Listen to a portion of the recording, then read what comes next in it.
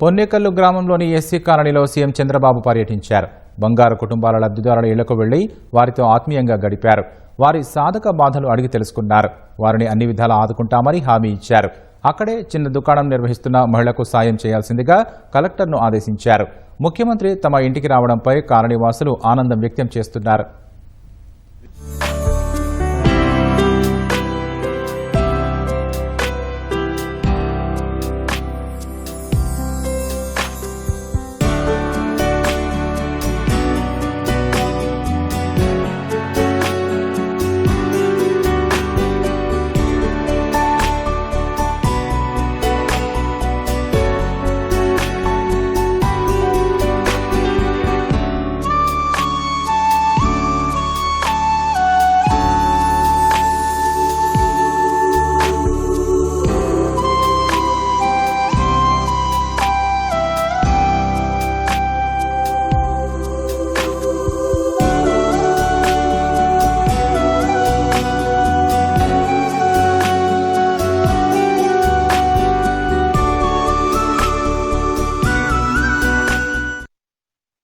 మేము 4 కుటుంబాలు ఉంటాం ఇక్కడ.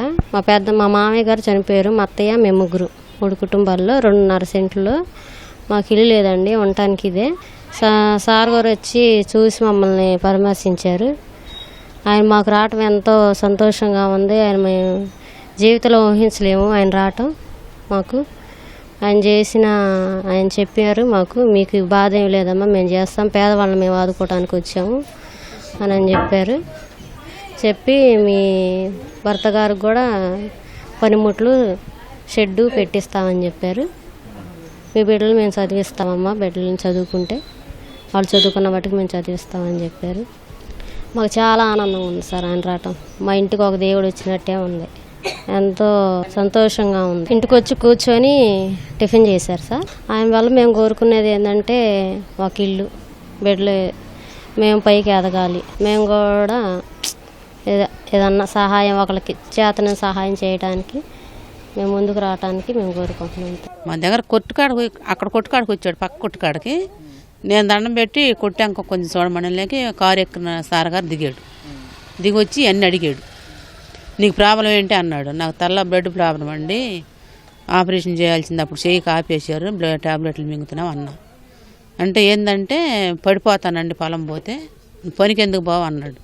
పడిపోతానండి పనికి పోతే అన్న. మరి మీ ఆయన అంటే ఆయనకి పశ్చిమత వచ్చిందండి, బాగాదండి, ఏ పనికి బాడు, ఇద్దరం ఇట్టా దీని మీద బతకటమేనండి అన్న. అది జరిగింది. కలెక్టర్ గారిని పిలిచి చెప్పేశాడు. ఆమెకు కావాల్సింది ఏందో చూడమని చెప్పాడు. నాకు సంతోషంగా ఉందండి, హ్యాపీగా ఉంది.